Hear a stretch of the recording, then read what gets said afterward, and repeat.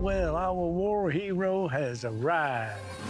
Killers of the Flower Moon was a series of murders of Osage men and women to bilk them after the discovery of oil on their land.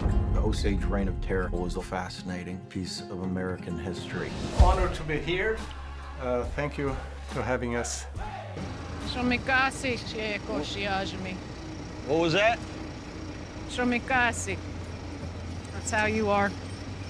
I don't know what she said, but it must have been Indian for handsome devil. You were trained in the theater of the oppressed Yeah, by the yes, Brazilian Augusto Augusto Boal. Boal. Yeah. How does it influence your career and the way you act? I feel like before I launched into the career that I have now, I'd always had the knowledge or the perception that my love of acting would likely come to fruition in activism and in working with communities to address some of these common oppressions. I mean, those games that he plays in his that he kind of has collected worldwide, a lot of them come from indigenous gameplay and are rooted in the idea of our agency improves when we have a sense of ourself and our voice in the world. O teatro oprimido oferece essa possibilidade às pessoas de entrar em cena e dizer eu sou um homem, eu sou uma mulher, eu sou eu mesmo. I feel like the period of my life where most of my acting work was peripheral to the stage or the screen, but was done with community, was done with kids, was done to, and using theater of the oppressed to bring out some of these stories and some of this confidence of voice. Do you have any idea who might want to harm you? Molly embodies the pain of the Osage people. Please send help. There's murder in Osage, and the police do nothing. Did you feel the pain of Molly during the action?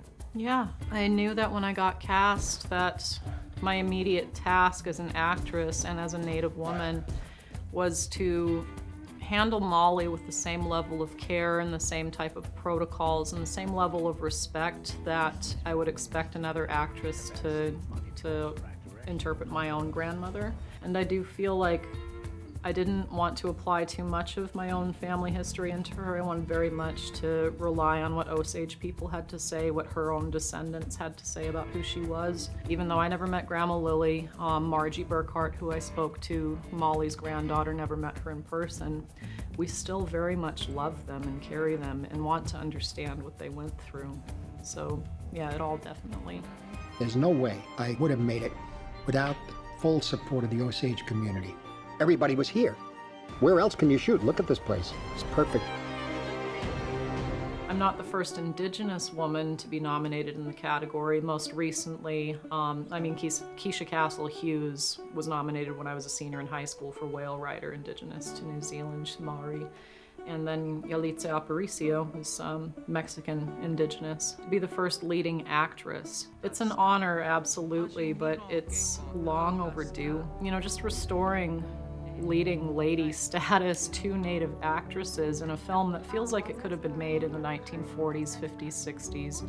Feels like it's part of that golden age of cinema. It makes me encouraged to see what's going to come next for the next generation, but also I just think about like my grandmother's generation, seeing a Native woman as a leading lady in a film that that feels similar to what they would have grown up seeing. And that's an irreplaceable. Did your wife say who she was most afraid of?